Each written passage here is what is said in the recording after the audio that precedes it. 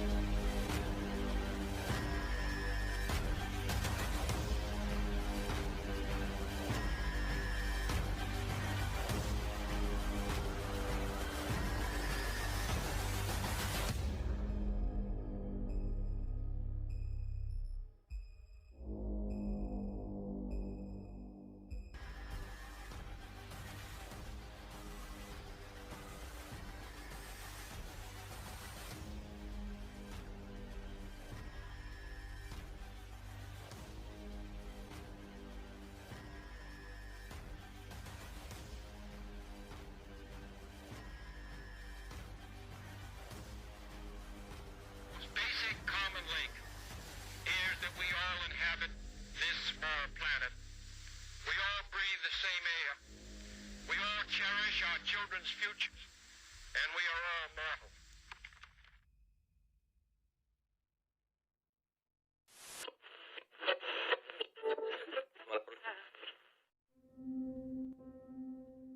Die Basis der Teilung Deutschlands unmöglich. Rather than in building up the armaments of war. That we shall never cease to persevere against them until they have been taught a lesson d'être utile, encore une fois, directement à la France. Or have I gone down to an agency in their behalf? Full communism, and the other one said, oh, hell no, things are going to get a lot worse. Record output, record investment, record sales, record incomes, low inflation, and so on. Я говорю за разоружение, а не за контроль над вооружением.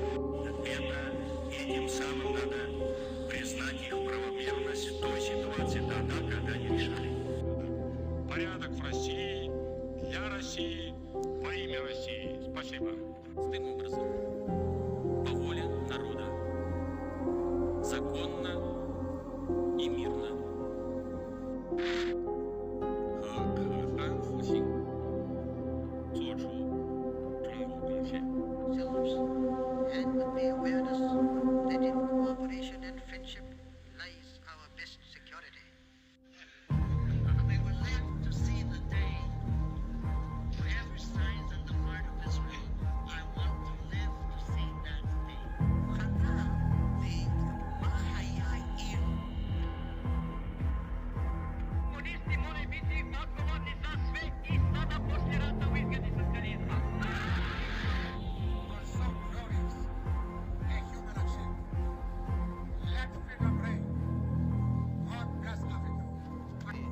À notre culture négro-africaine, il s'agit d'intégrer le socialisme, les valeurs culturelles de l'Afrique noire et en particulier les valeurs religieuses.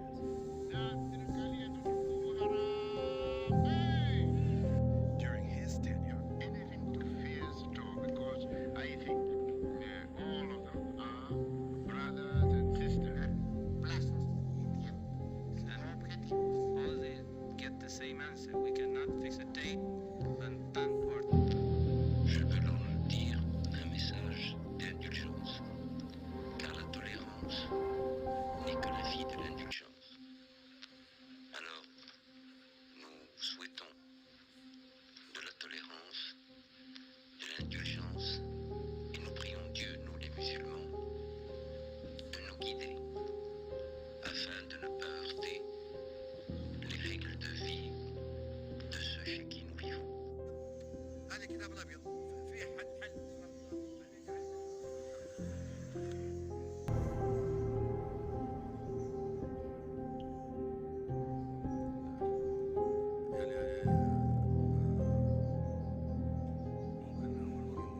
انهم هم مش مستعدين يتكلموا كلهم والله متشكرين وكتر خيرهم ولكن ما احناش مستعدين نقبل كلام ولا نقبل انزح.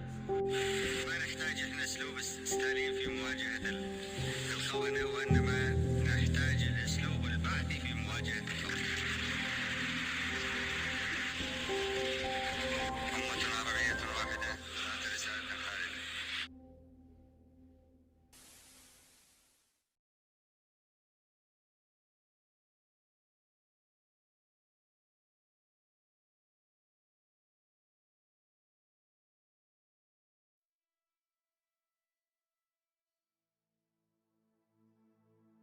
J'aborde un thème difficile, chargé de beaucoup de doutes, d'inquiétudes, d'incertitudes, de désespoir, de malentendus, d'une foultitude de craintes.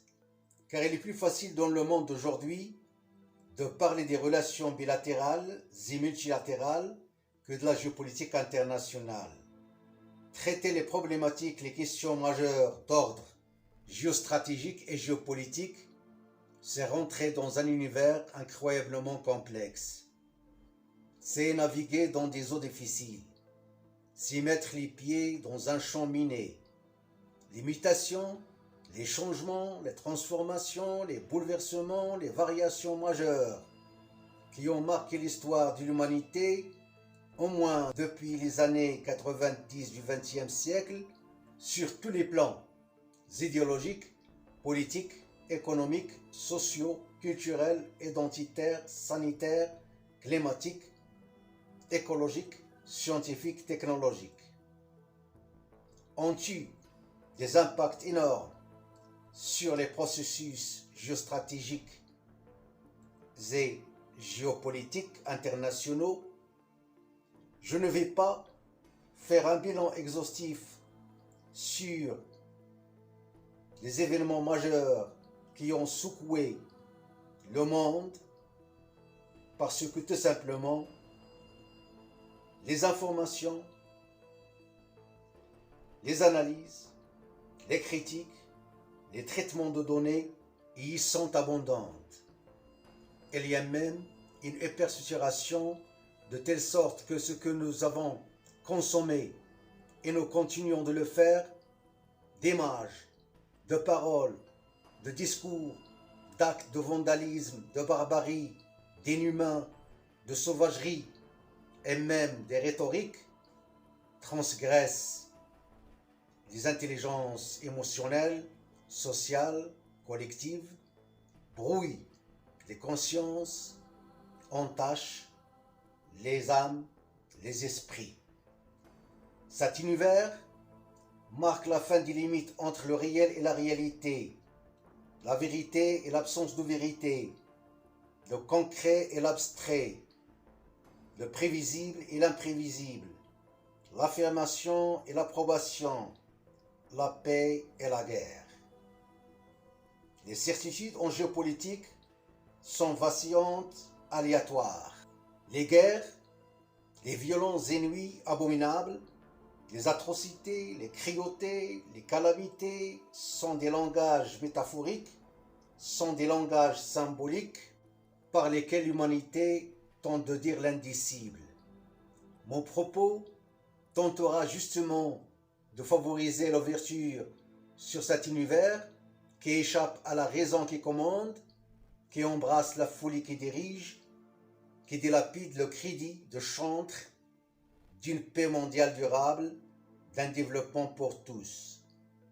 L'ordre mondial, la communauté, la légitimité, la légalité internationale, le droit international sont les notions clés qui vous ouvrent les portails grands et larges sur le monde de la géopolitique internationale. Des sanctions, des embargos, des complots, les ingérences, les interventions militaires sont fait recours à l'Organisation des Nations Unies qui incarne théoriquement la légitimité, la légalité internationale, les compromis tacites, les connivences, les mesures à deux poids sont les terminologies qui dominent le champ linguistique du nouveau monde de la géopolitique internationale.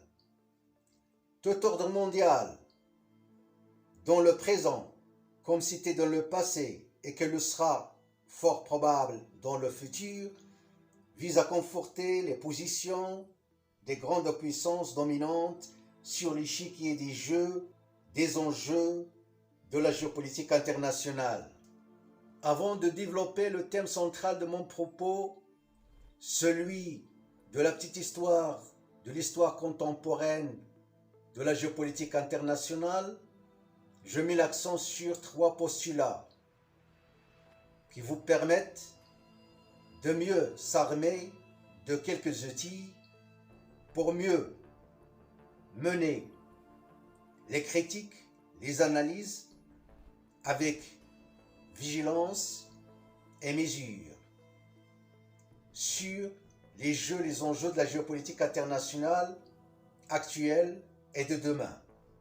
Le premier postulat, l'ordre mondial n'est au fait qu'un désordre sous contrôle et sous observation des grandes puissances militaires, économiques, politiques, qui sont en rivalité permanente et qui illustrent l'hégémonie dans ses multiples dimensions.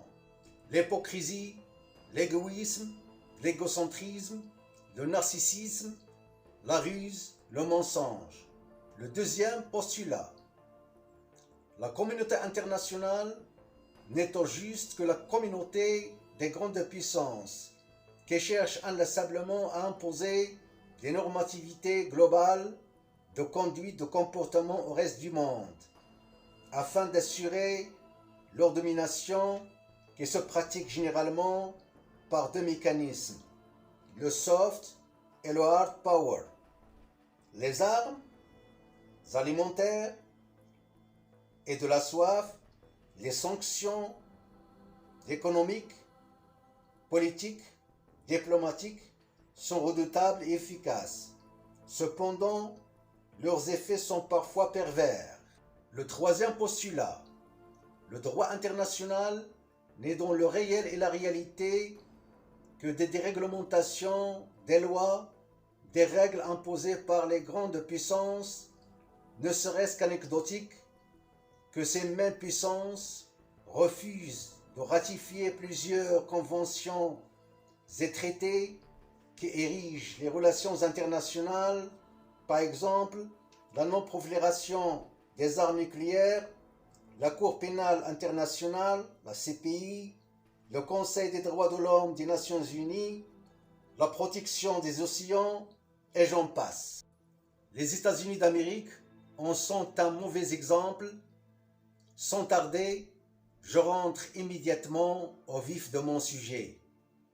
De 1850 à 1913, l'ordre mondial fut conçu, visualisé, façonné sur les mesures, sur la taille de la puissance de l'Empire britannique qui régna sur le monde et exerça son hégémonie militaire, économique, politique durant plus de 60 ans, en entraînant derrière lui les autres puissances d'Europe, même si elles se rivalisèrent entre elles et se mirent en course pour s'emparer des grandes parts des marchés en Afrique, en Asie, en Amérique latine.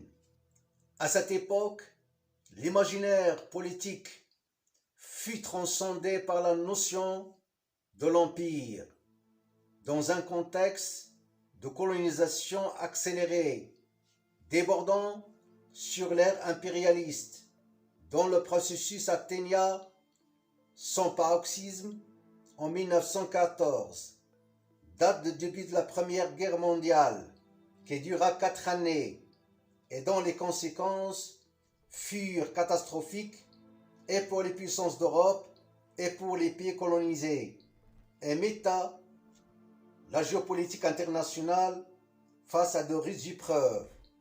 Les dégâts humains, matériels, économiques, psychologiques furent considérables et inédits. Une nouvelle carte politique du monde s'y dessinait.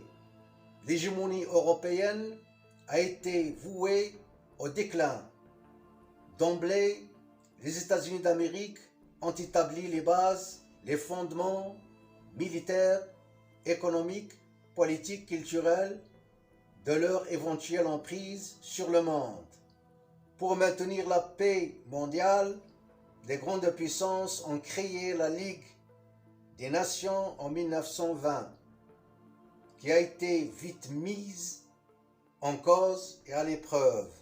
Un nouvel ordre mondial, d'après la Première Guerre mondiale, s'était mis en marche.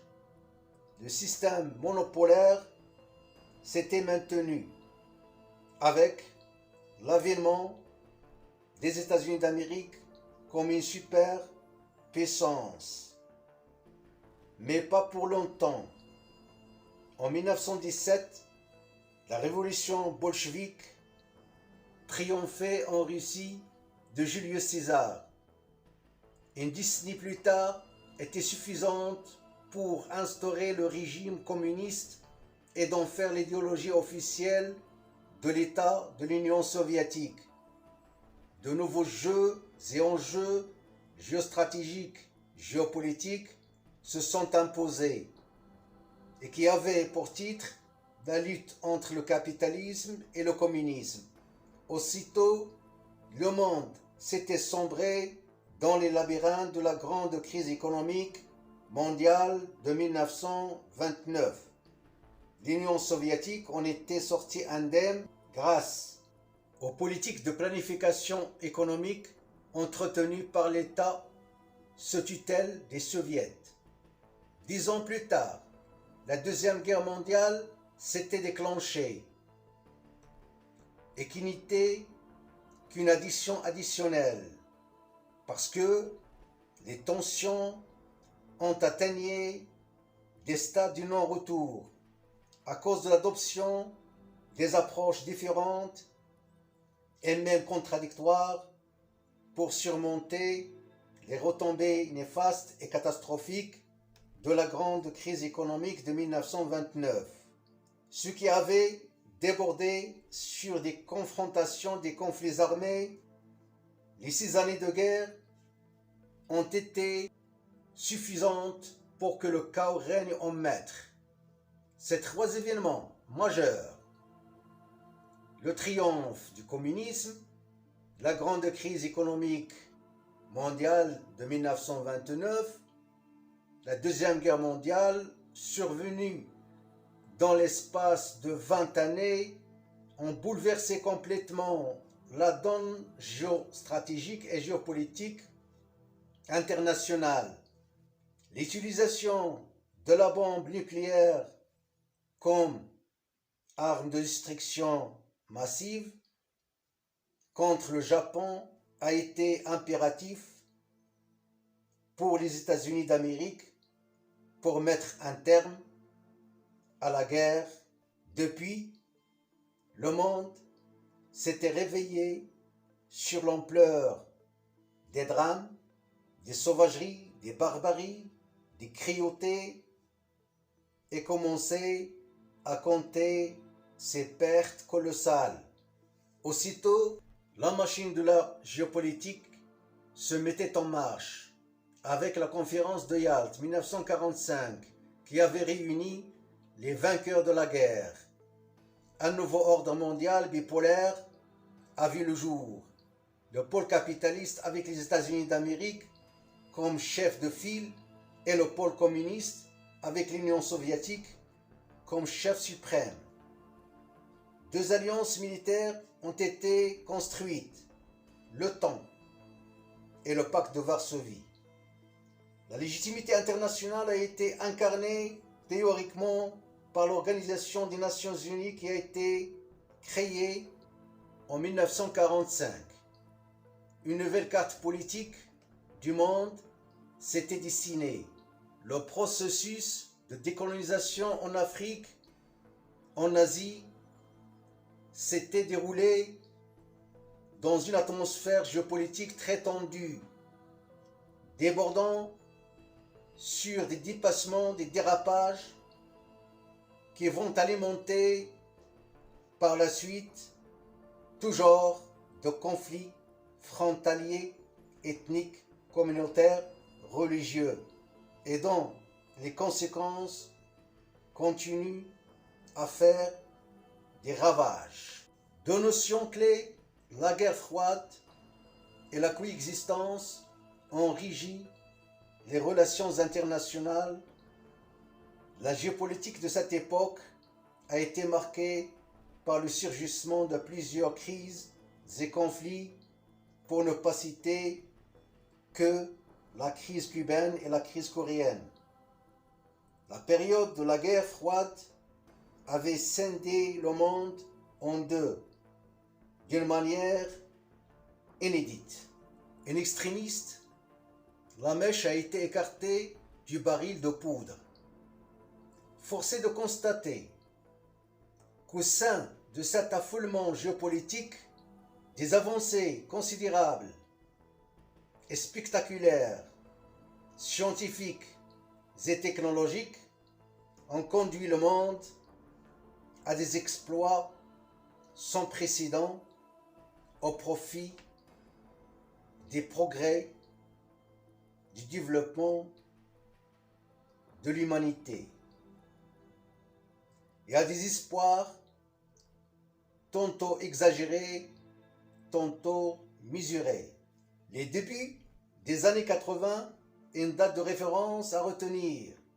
Les États-Unis d'Amérique, sous la présidence de Ronald Reagan, et le Royaume-Uni, sous la gouvernance de Margaret Thatcher, la Dame de Fer, ont tous deux prôné pour le néolibéralisme, sous l'impulsion de l'avènement de l'ère du web et d'Internet, qui avait donné aux États-Unis d'Amérique et à l'Occident en général des avancées considérables en termes économiques et technologiques, au détriment de l'archaïsme technologique dans lequel l'Union soviétique était plongée. Ainsi, l'économique et le social ont commencé à prendre le dessus sur l'idéologique au niveau des relations internationales.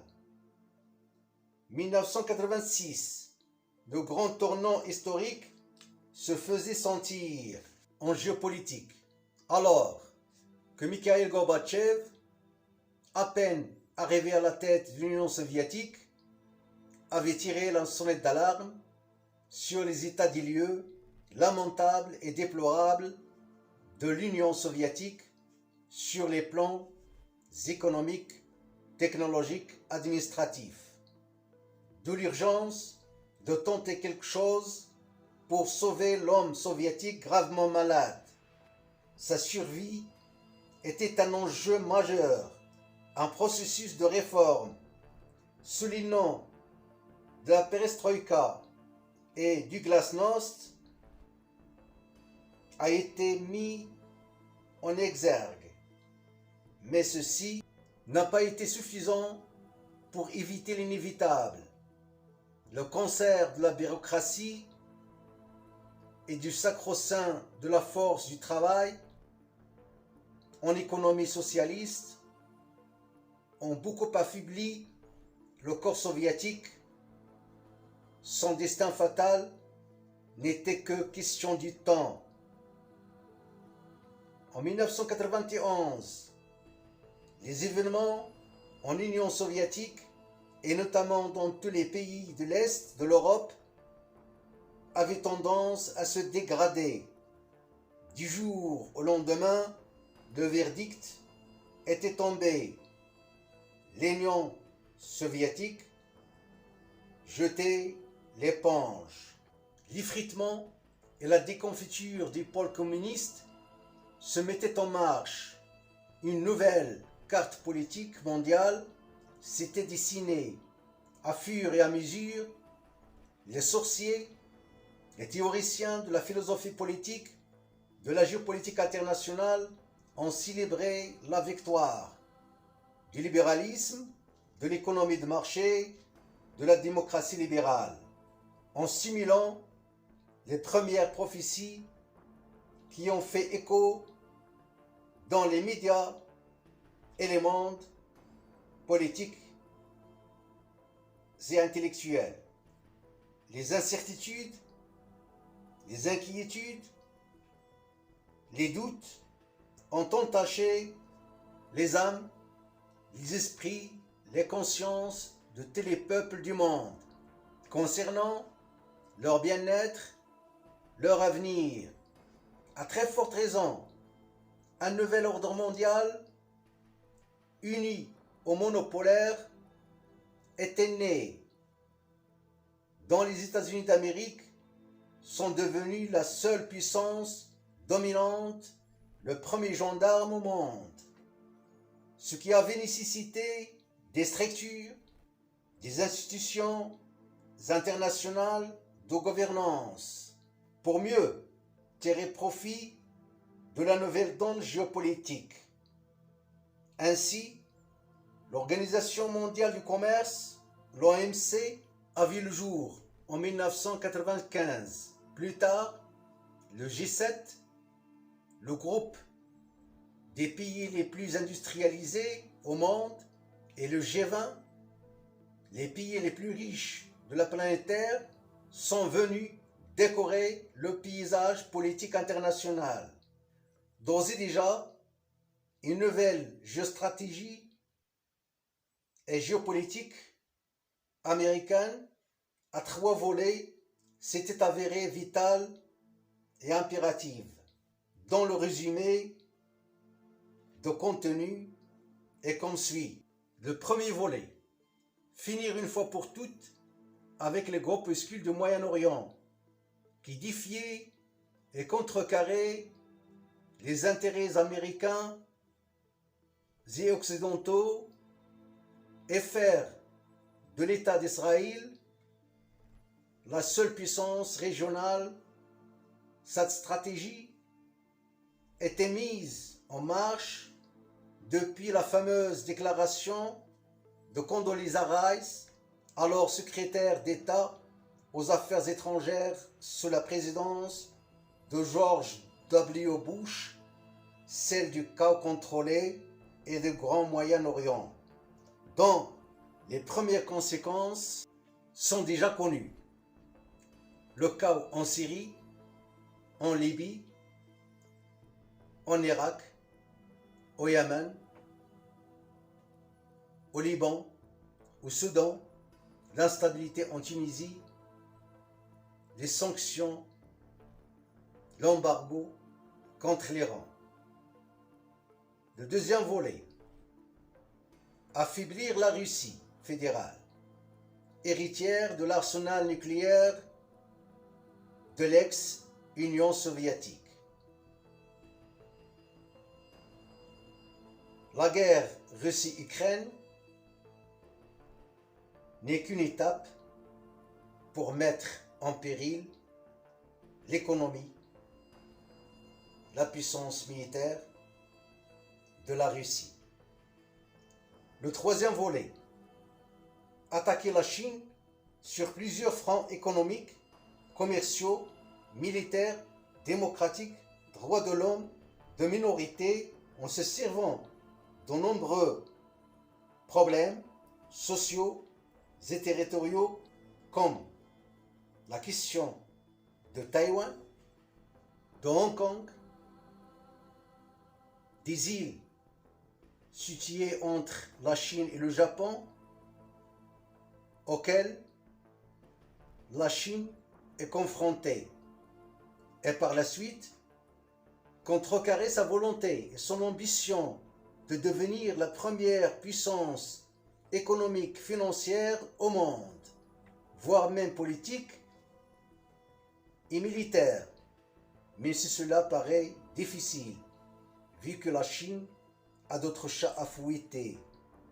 En revanche, la stratégie américaine et en général occidentale pourra déborder sur des effets pervers sous les coups durs et brutaux imprégnés par les contre-stratégies chinoises et russes.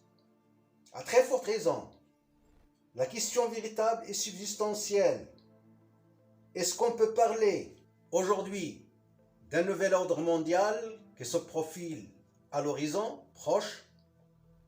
L'histoire est là pour nous renseigner, nous enseigner, nous éclaircir sur les ancrages nécessaires qui permettent le déclenchement des processus d'un nouvel ordre mondial, avec de nouveaux jeux et enjeux géostratégiques et géopolitiques.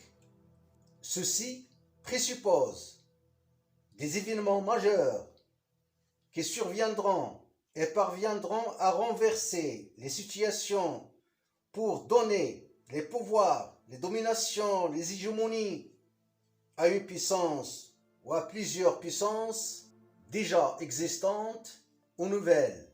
Dans cet ordre d'idées, est-ce qu'une troisième guerre mondiale sera obligatoire pour instaurer un nouvel ordre mondial?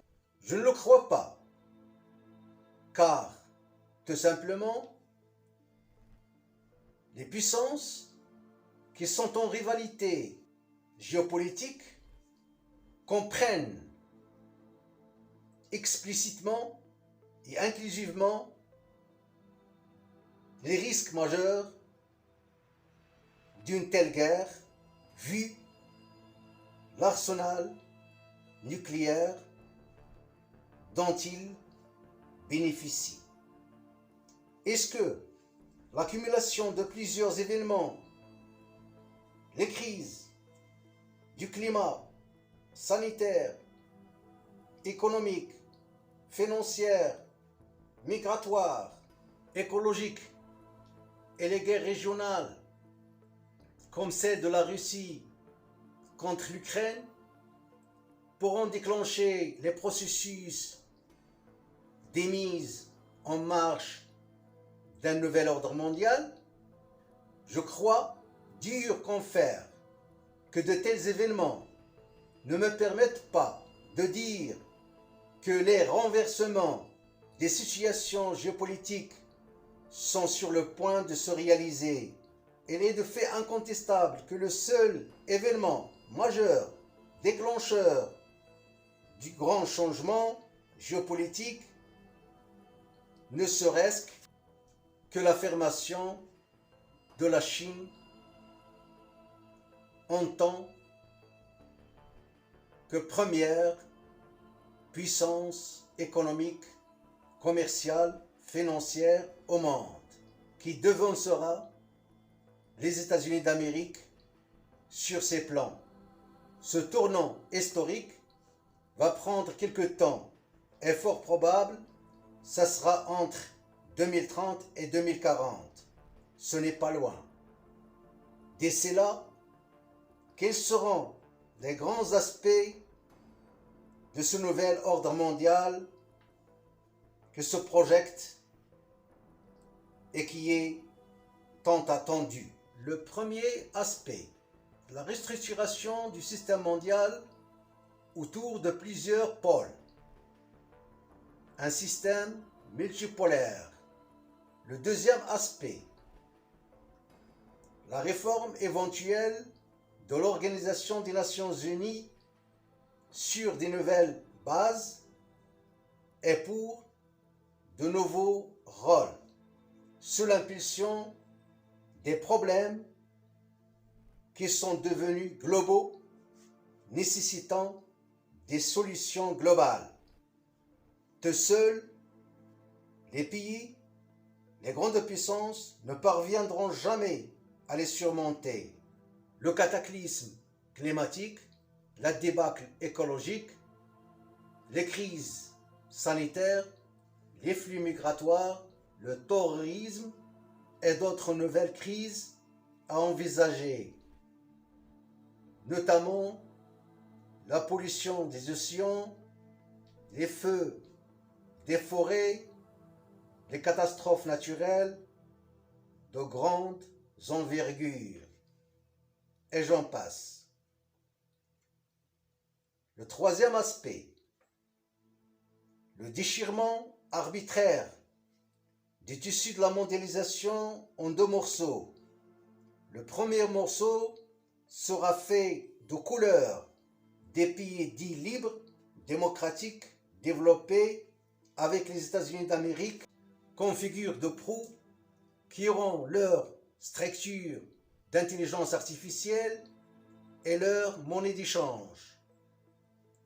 Le deuxième morceau sera fait des couleurs des pays dits opaques, despotes, dictatoriaux, policiers, dont le clientélisme, l'immobilisme, les répressions politiques, économiques, culturelles, sociales, intellectuelles sont monnaie courante, avec la Chine comme figure de proue, et qui auront leur monnaie d'échange et leur géant de l'intelligence artificielle.